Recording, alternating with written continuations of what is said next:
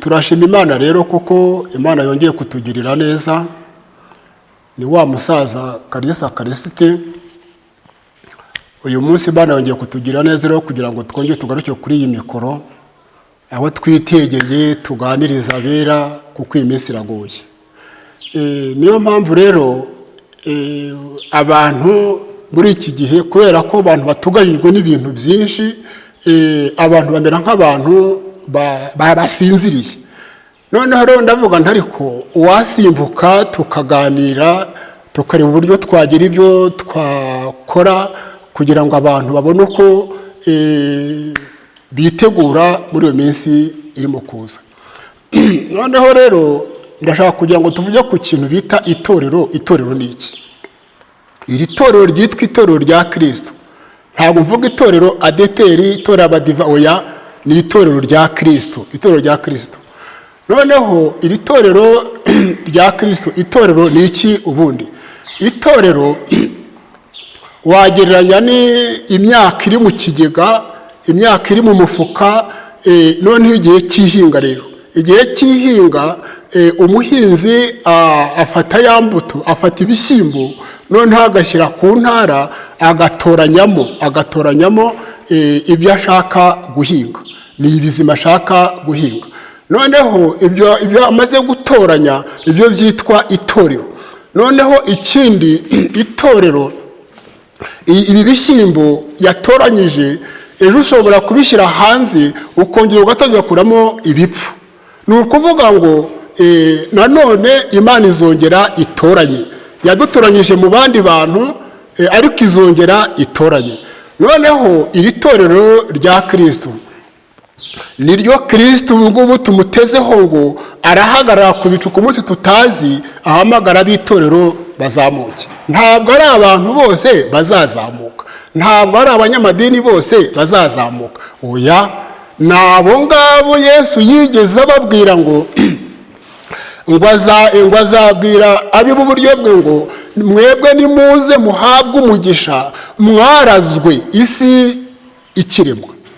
Nabo ngabo rero, niba uri muri abo, nyamuneka Imana igufashe ukomere gutyo. Komera. Noneho rero Yesu ku bicu, twitegura ku bicu. Ku bicu ntabwo azaba ari mu ijuru, ni ku bicu nyine, ni ku gicu. Noneho iri torero ku bicu rero hazakorerwa ibintu bingahe? Bitatu bizakorerwa ku bicu ni ibi ngibi. Icya mbere, gupimwa kw'imirimo y'abera. Nituvuga imirimo ariko ndashaka kuvuga ngo hari abantu bigishijwe yuko ngo ibintu umuntu akora byandikwa mu ijuru. Abantu babizi gutyo. Noneho rero gupimirwa imirimo, abantu nibazamuka berekeje ku gicu bazasanga hari umuriro. Kubera iki? Uwo muriro ubereyeho gupima imirimo y'abera gusa, kuko abera bo yaca mu muriro ntabwo azashya, kuko n'ubundi yemerewe guca mu muriro kandi ntashye. Uwo muriro uzaba ubereyeho gupima imirimo y'abera. Ubu abantu benshi bafite imirimo myinshi, ariko imirimo myinshi ntabwo yose ariko izarokoka, kuko ahubwo imyinshi ni imfabusa. Ariko abantu barayikoze. Ndashaka kubabwira ngo abantu mwitonde uko mukora ibyo mwitirira gukorera Imana.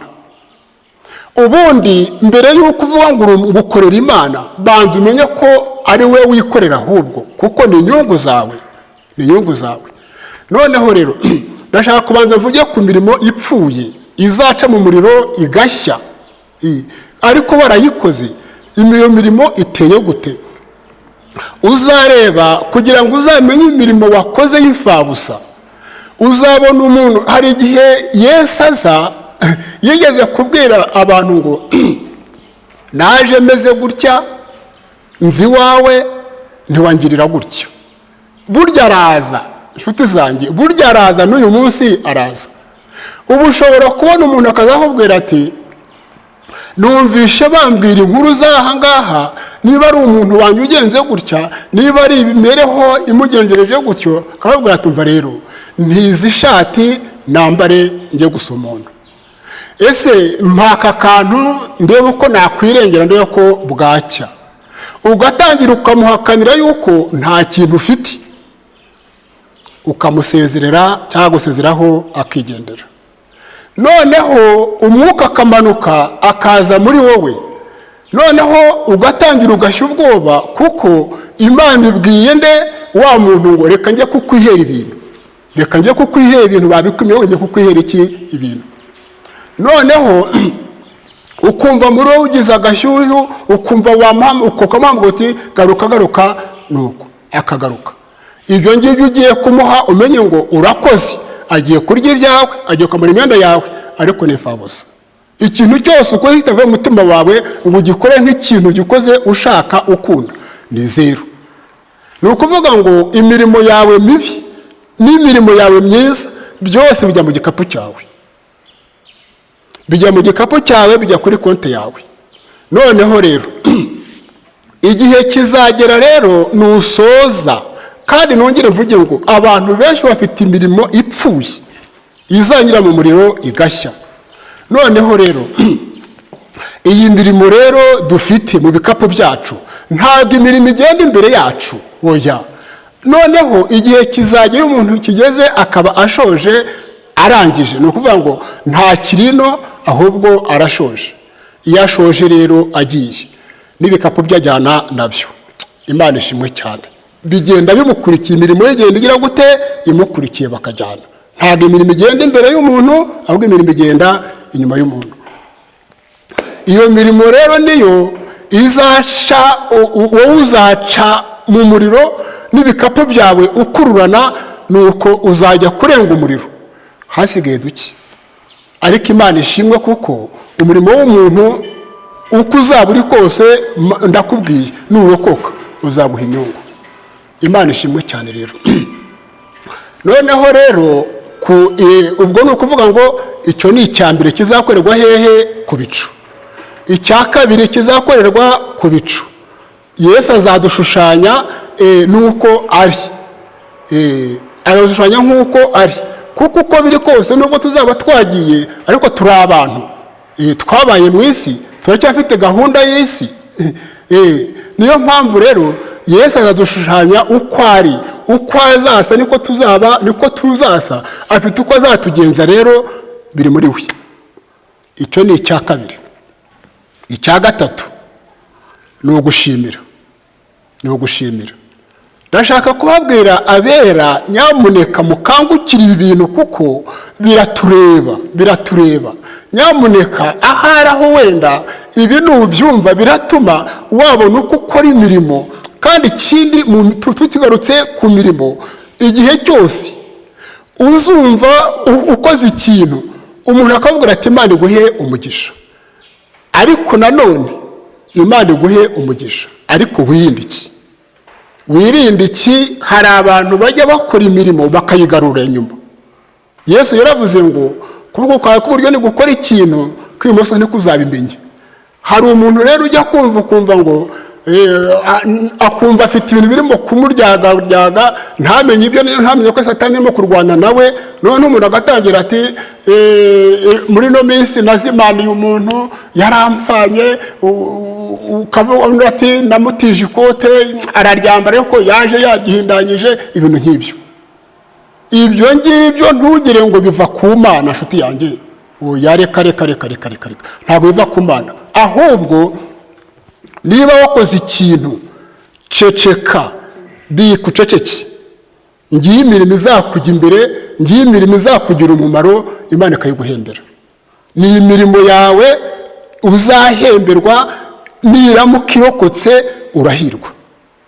Noneho rero icya gatatu rero, Yesu gushimira. Abantu nibamara gushushanywa nk'uko ari, ni ukuvuga ngo bizaba byemewe ko umuntu agomba kuba mu ijuru bigakunda. Arega biranakwiriye koko ko abantu bashushanywa nkawe, kuko nubwo turi abantu dushobora no kugeraho turi abantu nyine, ugasanga turujya kuruhanya, tubaza ngo biriya ni ibiki, ariko ntabwo ariko bizagenda. Tuzaba dusa nk'uko mu ijuru basa, tubayeho nk'uko mu ijuru babayeho, kuko Yesu adushushanya nk'uko nawe ari Imana ishimwe cyane. Gushimira rero, gushimira, Yesu azashimira abera. Azajya guhagusa kubwira ati kanaka, uti karame mwami, akubwira ati ndakuzi, ndakuzi uciye aha, ndakuzi umaze gukizwa, ndakuzi imiryango ikwanga, ndakuzi ubura hepfo no hejuru, igihe kigeze urokotse utanyihakanye. Kakubwira ati rero injira mu ijuru bashoboje. Imana ishimwe cyane. Hamagara umwana runaka mpamvu ati kanaka, ndati karame, ndakuzi mukobwa, kugeza ubwo abantu bakubonye bakavuga kuri icyacumi, abantu barakwanze kugeza ubwo wanga kunyihakana, kuba utaranyihakanye. Rero injira mu ijuru bashoboje. Yesu azadushimira. Haleluya, haleluya. Yesu azadushimira ku buryo buri muntu wese azamutaka namara kudutaka. Ubwo kandi ibyo byose bizakorwa mu myaka 3 n'igice. Kandi iyo vuga imyaka 3 n'igice ni iyi ngiyi yacu. Ni iyi yacu. Imana irabizi kuko yari izi ko tuzageza muri kiriya gihe tubara gutya. Imyaka 3 n'igice rero nirangira, Yesu azajya imbere y'abera, ajye kubamurikira Imana. Agenda ajye kubamurikira Imana, nibwo rya jambo rizasohora ngo umwana w'ikirara ngo igihe cyarageze ngo aribwire ngo nsubire kwa data, ngo Isa amubonye akituruka kure yihuta ngo ajya kumusanganira. Bene data, Imana izanezerwa umuntu kugeza ubwo ivuga ngo igihe igikureba ireba umuntu, ivuga iti kuko umwana wanjye yari yarapfuye none arazutse, umwana wanjye yari yarabuze none arabonetse. Imana ishimwe cyane. Namara kubamurikira Imana rero, nibwo Imana noneho izahembera umuntu wese iki ibyo yakoze. Ntabwo ari Yesu uzahemba, ni Imana izahemba abera. Noneho rero igitabo cy'ibyahishuwe nicyo kivuga ibihembo abantu bazahembwa. Niba warahindure benshi kuba abakiranutsi, uzaka nk'inyenyeri iteka ryose. Hari abazaba inkingi zo mu rusengero, bazagororwa ingororano nyinshi, ariko ni ibihembo by'abantu bakoze, kuko kizaba ari ikindi kintu. Imana izareba ivuga iti koko uyu muntu yabayeho Satanaba arengaho arakenuka, birakunda koko. Ati umwana wanjye yari yarapfuye none arazutse. Imana nishimwe cyane. Abera mube maso dutabaruka amahoro, mube maso dutabaruka amahoro. Imana izaha abantu bayo umugisha. Reka Imana idufashe, Imana iturengere, kuko iby'Imana ikora ni ibitangaza gusa, kandi iby'Imana ikora ibikorera abantu. Gukiranuka kose kuva ku Mana. Imana yaduhaye umufasha kugira ngo adufashe, ariko afasha umuntu ukora. Fasha umuntu ukora. Urugero nk'ubu muri ibihe byo kingwa ry'isengero, abantu babonye ko bameze nk'abantu bageze hehe ahantu ho kwidagadurira, barakora ibibi babishaka, ariko igihe kirageze barangirijemo aho. Ariko abera mugume mutyo, mutegereze kuko wabahamagaye. Niba ataraza burya azaza. Imana ishimwe cyane. Reka rero tumere nk'abantu bashoje. Kandi ikindi bene data nababwira, mube maso kuko igihe cy'isarura kirageze. Igihe cy'isarura ry'Imana kirageze, kandi ibisarurwa by'Imana ni abantu. Iraje isarure rero. Ntimurebe iyi si ngo murebe ngo imeze gutya, ibintu no gucika biracika nyine. None se reka mbabwire, ibintu byanditse ubu turakera n'ibintu byanditse kubera iki dukena nabyo? Nuko tugenda kubiri nabyo, ariko biga twajyanye nabyo, ahubwo twajya tuvuga tuti wamanuye na kino uragishohoje. Haleluya, haleluya. Ni ukuri wamana we na kino uragishohoje. Reka mbabwire, ibintu byose ubu ikintu kirakoma ngo ni musenge. Kubera iki? Ntabwo ari byo burya, ntabwo ari byo. Kubera iki? Hari ibintu Imana itashyize ko bigomba gukurwaho n'amasengesho. Hari ibidakurwaho n'amasengesho. Ubundi amasengesho agira imbaraga, nta kintu kijya imbere y'amasengesho, ariko amasengesho kandi nta kukumva ibintu byose, nanone agira inzira agenderamo.